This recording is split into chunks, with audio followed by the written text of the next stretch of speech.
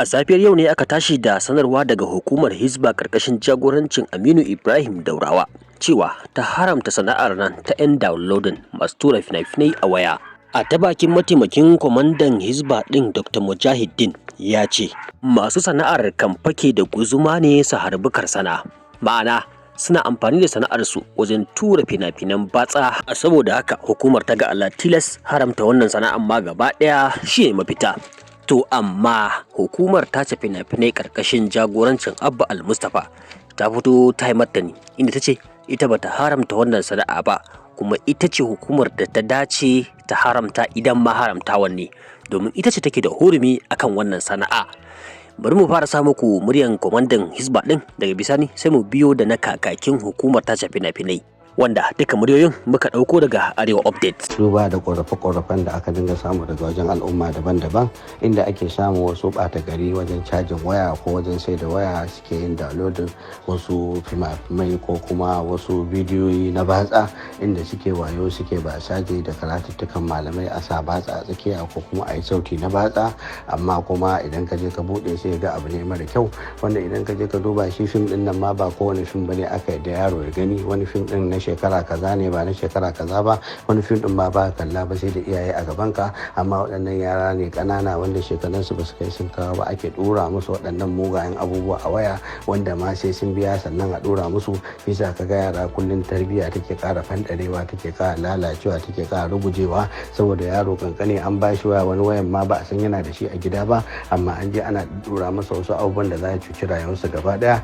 To duba da wannan hukumar Hisba ta hana downloading gaba ɗaya a Kano. Dama a ka'ida ma wannan downloading din da yawa da ake yi ba halattacce bane ba. A ka'ida duk wanda ya abansa dama ba ma ya bari a mai copyright nasa ne na asali, amma nan sai aka bari aka kau da ido, to sai kuma ya zama na abin kuma ya shirya makaɗi da rawa, ta an wuce gona da iri, ana downloading na abubuwan da ba su dace ba wanda zai gurɓata tarbiyya. Abubuwan batsa sun yawa, wanda hukumar Hisba daga yau 44 local government man baza 'yan Hisba da awa suna gani, kuma za a cafke mutum kuma za mu gurfatar da shi inda zai girba abin da ya shuka.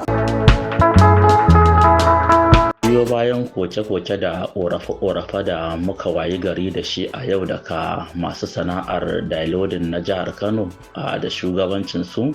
biyo bayan wani rahoto da yake alamta cewa an haramta sana'ar su, ko na ce an soke sana'ar ta downloading a faɗin jihar Kano. A hakika mun ga wannan sanarwa, wanda kuma hukuma ce ne mun bayyana matsayinmu dangane da wannan rahoto. Da farko babu wata hukuma a jihar Kano da ta tuntuɓe mu dangane da wannan mataki da ta ɗauka, wanda kuma muke ganin a haƙƙinmu ya kamata a ce ko dai mun yi wannan hukuncin, ko kuma idan akwai wata hukuma da take ganin ya dace sai ta tuntuɓe mu dangane da aiwatar da wannan hukunci bisa ga waɗannan dalilan da zan zayyano. Na farko, su waɗannan masu sana'ar downloading a faɗin jihar Kano, dokar da ta kafa hukumar tace fina-finai ita ta sallada mata nauyi na ta tafikar da al'amuransu, watakan abin da ya shafi masa rajista da bibiyar al'amuransu da hukunta su a lokacin da aka same su da yin wasu laifuffuka. Sannan abu na biyu, akwai wani saƙon murya da ya karaɗa gari dangane da wani sabon al'amari ko zarge-zarge da ake wasu masu sana'ar tura fina-finai da waƙoƙi akan tura fina-finan da ba su kamata ba, ko a hotuna na tsiraici a cikin wani salo na ɓaddabami, wanda tun lokacin da muka ji wannan rahoto a kafafen sada zumunta ba mu yi ƙasa a gwiwa ba a matsayin mu na hukuma, duk da dai ba a kawo mana a hukumance ba, amma muka fara bincike, wanda har kawo yanzu muna gudanar da wannan bincike, muna ta ƙoƙarin mu gano daga ina ma saƙon yake, kuma me tabbas na wannan magana. Kasancewar ba mu kawo ga gane wannan al'amari ba, ya saka shugaban hukumar tace fina-finai da ta jihar Kano Alhaji Abba Al-Mustapha ya ba da umarnin cewa a sanar da dukkanin jami'an shiya a local government 44 na jihar Kano liaison office da muke da su na su shiga cikin bincike na masu wannan sana'a ta downloading dangane da zarge-zargen da ya bijiro a kansu, wanda har kawo yanzu da nake wannan bagana ba mu samu rahoto na kama wannan abun ba. Kuma akwai a central committee na gidan babban kwamitin da yake wannan aikin, wanda kusan tun da aka hukuma yau shekara kusan 20 ma akwai office da yake lura da wannan aiki, kwamitin da suke zagaye, wanda da yawa da waɗanda suke a jihar Kano sun san irin yadda tun a baya ma aka ringa yaƙi da wannan abun, wasu da yawa a kai su kotu, wasu a kwace musu kayan aiki, har kuma Allah ya kama wannan lokacin da abubuwan suka rafu ko mu ce ma aka daina. To shi ma wannan kwamitin har kawo yanzu babu wani rahoto na cewa an samu wasu da wannan abun a faɗin jihar Kano, amma bincike yana gudana. To hukuma ta yi la'akari da wasu abubuwa dangane da shi dai wannan sanarwar ta cewa an soke, inda ta kalli abubuwa guda biyu. Na farko, su masu wannan sana'ar da lodin din tun bayan zuwan Alhaji Abba Al-Mustapha wannan hukuma akwai tsari da aka yi na gyara wannan sana'a tasu, na cewa ba za su ringa tura fina-finai ba har sai ya zanto da sahalewar waɗanda suke da haƙƙi na waɗannan fina-finan. Sannan kuma an haramta musu, kamar yadda a baya yake cewa tura fina-finan da suke cewa sun saba da koyarwa addinin musulunci, sun saba da al'ada, wanda hakan ta saka aka kirkiri alaka tsakanin su masu tura fina-finai sakamakon rigingimu da ake samu tsakanin su, da take kaiwa da har ana ganin cewa kamar ana zaluntar su, ana zuwa a kama su a kai su kotu. Aka kirkiri wata alaka ta film marketers, watakan masu sana'ar fina-finai, masana'antar Kannywood. Akwai masu dillancin fina-finai wanda idan an yi fim su suke zuwa su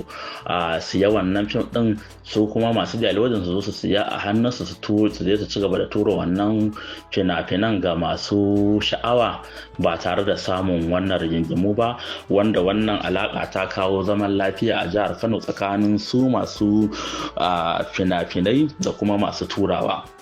Sannan mataki na biyu da ita hukumar ta ɗauka ta yi la'akari da shi, su waɗannan matasa da muke da su, ka iya cewa sama da mutum 10,000 suna yin wannan sana'a faɗin jihar Kano, wanda wasu ka cokan da wannan sana'a suka dogara don ganin sun riƙe mutuncinsu, sun dogara da kansu, sun ciyar da iyalansu, wasu ma suna riƙe da iyayensu. Saboda haka ba zai yiwu a ce hukuma lokaci ɗaya ba tare da ta nema musu wata sana'a ba tare kuma da ta yi wani zurfaffen bincike ba, a ce kawai ta soke wannan sana'ar. Hakan ya saka hukuma har kawo yanzu ba ta soke ita wannan sana'a ba, kuma muna ci gaba da kallon su a matsayin masu sana'a, ba wai haramtacciyar sana'a ba. Mu a gurinmu har yanzu wannan sana'a ta downloading tana nan sana'a ce, kuma hukuma tana ci gaba da sa ido, kuma za ta ci gaba da sa ido a dukkanin wani al'amuran su. Kuma hukuma tana can alwacin cewa duk wanda ta samu da wani abu da ya saba da koyarwa ta addinin musulunci, ya saba da al'ada dangane da tura hoto ko bidiyo, hukuma za ta ci gaba da ɗaukar hukunci mai tsauri a kan shi, wanda har ka iya kai wanda aka samu da irin wannan laifi ga gidan gyaran hali. Saboda haka hukuma tana jaddada matsayarta na cewa wannan sana'a tana nan zama daren dam, matsawar ba a same su da laifin, da matsawar bincikenta bai same su da wannan laifi na sabawa da dokokin da ta kafa hukuma ba,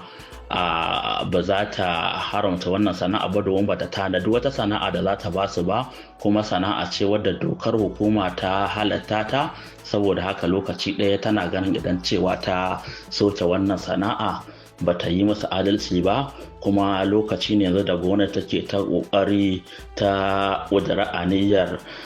cewa za ta samar wa da matasa sana'a su dogara da kansu, so kuma ba zai yiwu ba a bada sana'a ba a ce an yanke sana'a. Kuma akwai illoli da yawa, domin yin wannan mataki tabbas zai haifar musu da asara da yawa kamar yadda muka faɗi a baya, da yawa sun ƙulla kasuwancinsu da ita wannan masana'anta ta Kannywood, wasu kuma ba su da wata sana'a, saboda haka cewa an soke wannan sana'a tabbas zai iya zama ƙalubale, kuma hukuma za ta ci gaba da saka ido a kansu, kuma za ta ci gaba da ɗaukan mataki mai tsauri ga duk wanda ta samu da irin wannan halayya ta yin wani abu wanda bai dace ba. A ƙarshe ƙofar hukuma a buɗe take ga duk wani wanda yake da wani rahoto ko ya ga wani abu wanda bai dace ba dangane da abin da ya shafi wannan hukuma, ne ya sanar da ita. Insha Allah za ta yi dukkanin abin da ya dace, kuma hukuma tana jaddada haɗin kanta da goyon bayanta da dukkanin wata hukuma take a jihar Kano,